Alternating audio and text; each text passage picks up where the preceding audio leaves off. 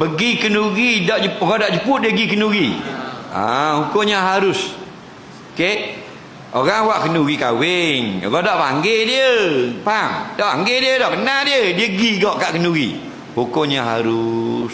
Sebab tu suruh tanya. Faham? Tapi haram makan.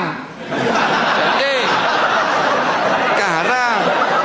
Sebab soalan dia pergi. Kita jawab ikut soalan. Dia tak tanya makan. Jangan marah aku. Dia tanya pergi boleh ya orang. Dia tanya berapa kemah sewa, kanopi berapa, meja sewa di mana. Dia lagi tanya tak ada apa. Kau tak jemput orang. Jangan makan. Makan haram. Dalam kitab-kitab hadis haram makan kalau kau tak jemput. Banyak ngak ni lepas Jumaat ronda motosikal 4-5 buah. Nampak orang kenduri pergi makan. Haram, kena ganti balik. Kalau kita ada wak gitu, kena pergi bayar balik. Faham? Jangan main-main. Kita bawa saing daripada Terengganu. Faham tak pergi?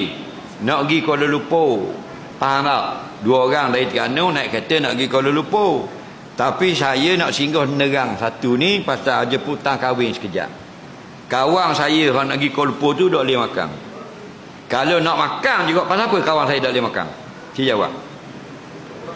Sebab tak jemput. Kena faham baik. Jangan ambil kawan makan sama. Ramai gitu. Sebuah kereta makan sama. Atas alasan dia dijemput. Tak boleh makan. Yang boleh makan kena tanya tuan rumah. Haji Mak mana? Tak ni kita ni Haji Mak jemput. Tapi dari Terengganu nak pergi Kuala Lumpur, kawan ikut seorang ada hal sama Kuala Lumpur. Jadi dia ni nak minta izin boleh makan ke tak? Kena kapur gitu ke tuan kenduri. Faham? Itu cara dia. Haji Mak kata Allah tak ada kisah tak boleh. Faham? Tak boleh tak boleh makan. Dia kata tak boleh. Tak boleh Kita cek mula tengok di surat Haji Bakir nama dah. Atuk pun. Jelas tak lagi?